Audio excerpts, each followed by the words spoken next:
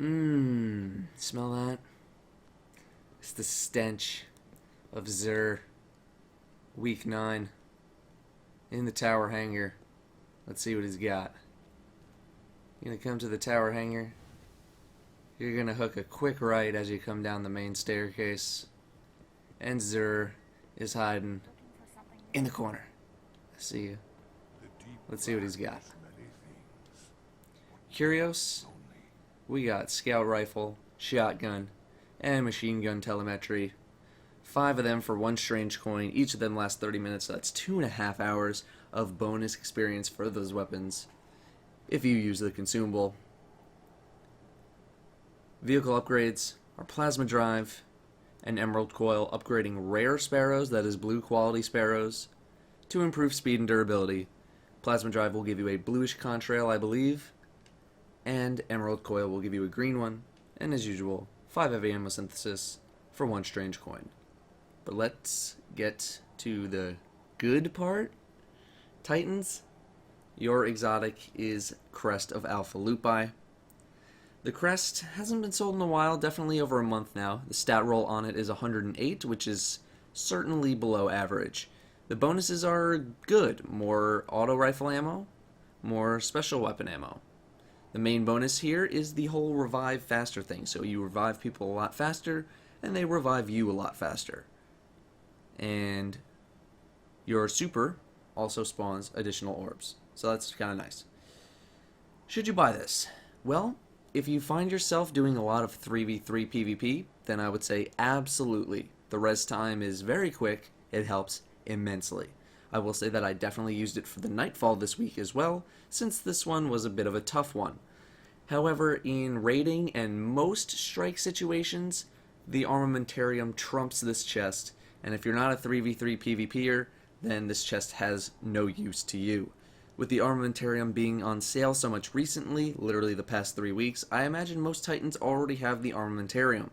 So unless you do a lot of 3v3 PvP, and or you find yourself rezzing people a lot in strikes, you can definitely pass on this chest, especially with such a low stat roll. Hunters, you guys are getting Mask of the Third Man. The stat roll on it is 103 intellect, which is pretty good. It's been a long time since we saw Mask of the Third Man as well. Bonuses are increased melee attack speed, which is always good. Replenish health whenever you pick up an orb, which is, it's not that good.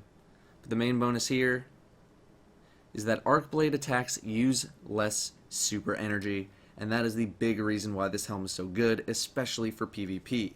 If you ever find yourself being a blade dancer, this is the helm to have. The other blade dancer related exotic is Lucky Raspberry, which gives bonuses to, I believe, Arc Bolt Grenade, but I know I gave Lucky Raspberry a pretty not that good review. This is a great bonus on Mask of the Third Man. I know a lot of my friends use this helm when they were blade dancers. Works great for PvE as well if you're ever a blade dancer. However, I know a lot of my friends don't really play blade dancer anymore. It's not very good for the raid. It's not really used in high-end strikes like the weekly or the nightfall. I certainly don't use blade dancer that much, so this helm's worth is directly tied to how much you actually use blade dancer. If you use it a lot, especially in PvP, then definitely grab it. If you're not big into blade dancer, maybe you already have something like Acolophage Symbiote that you like and you're low on coins, you can skip this one, especially because blade dancer is not really utilized as much as Gunslinger in PvE content. Moving to Warlocks. Sunbreakers. Yeah, it's Sunbreakers making their triumphant return, except by triumphant, I mean snooze fest. Stat roll on it is 76 intellect, which is slightly below average for gloves. Bonuses are melee hits replenish grenade energy, which is and increased reload speed with special weapons, which is basically good. It's always useful. But the main bonus here, increases the duration of your solar grenade. Now, I will tell you right now, compared to Heart of the Praxic Fire, which is the other Sunsinger related Warlock exotic, the chest armor, these fall short. I'm not sure how long the duration is increased of Solar Grenade, but I can't imagine it's that long. So, if you already have Heart of the Praxic Fire, these are a pass. You don't even need to watch the rest of what I'm going to say. If you got Heart of the Praxic Fire, they're better. If you have an exotic that you like using as a Warlock, then these are a pass for sure. However, for stuff like the Nightfall or the Raid in PvE content, I would definitely use Sunbreakers over something like Light Beyond Nemesis and Apotheosis Veil. Those are both below average for PvE, and at least Solar Grenade pumps out a little more damage, or the bonus on Sunbreakers pumps out a little more damage than the other two. And you're obviously going to want to use Sunbreakers over either of the Voidwalker specific exotics, Skull of Dire Ahamkara and Voidfang Vestments, if you're a Sunsinger. But like I said, they're inferior to Heart of the Praxic Fire. Should you buy them? I think Voidwalker is the better subclass for the raid right now, but that could change with Crota's End. These are by no means a must-buy at all. They're pretty average at best, but unfortunately, Warlock doesn't have that good-for-everything style exotic, something like the Armamentarium or Knucklehead Radar. The equivalent of those would be Apotheosis Veil, which is not very good. The bonus isn't terrible on Sunbreakers, but it's not great. If you're a Sunsinger without Heart of the Praxic Fire, these are the next best thing for PvE if you're a Sunsinger. If you're a PvPer, they're decent, but they're definitely not a must-buy. The weapon of the week is the rocket launcher Truth for 17 strange coins. The upgrades for this weapon completely revolve around making sure that whenever you fire a rocket, it's gonna hit something.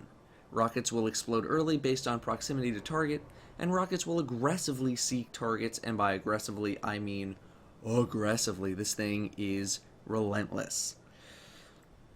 After fully leveling my Gjallarhorn, however you want to say it, to 300, I will say that in PvE, Gjallarhorn absolutely kicks the crap out of Truth.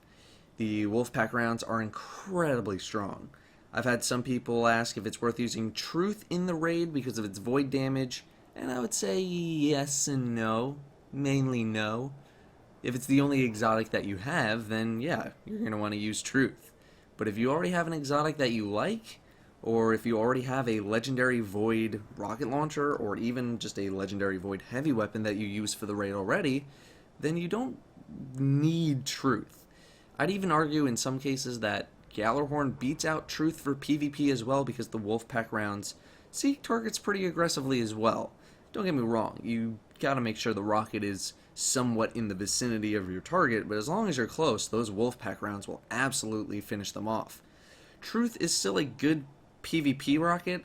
I just don't like using exotic heavies in the Crucible because there's no guarantee that you're going to get heavy ammo. I would never use Truth over Hawkmoon, over Suros Regime, over Mythoclast, over Pocket Infinity, over Plan C. There's just so many more useful exotics that you could be using. Truth isn't a bad weapon. There's just not enough there to make me want to use it over other exotics in PvP. In PvE, Gjallarhorn's damage is just too good to give up versus Truth. Should you buy it? Should you buy Truth? Unless you really want it for some specific reason, you can pass on Truth. A legendary Void heavy weapon works just fine for the raid. If you have Gjallarhorn already, just use Gjallarhorn instead if you really want to use an exotic heavy / rocket launcher. Finally, the engram again is the helm engram. Should you buy it? Well, most of the helms that you can get are more good than they are bad. Any hunter helm you might get is going to be very good, so if you're desperately searching for a hunter helm, then it's worth a gamble. Don't forget that Mask of the Third Man is on sale. And if you're looking for any other class helm, it's worth less of a gamble. It's not desperate. But anyway, guys, those are your Xur recommendations for the week. week number 9. Thank you very much for watching, and have a great weekend.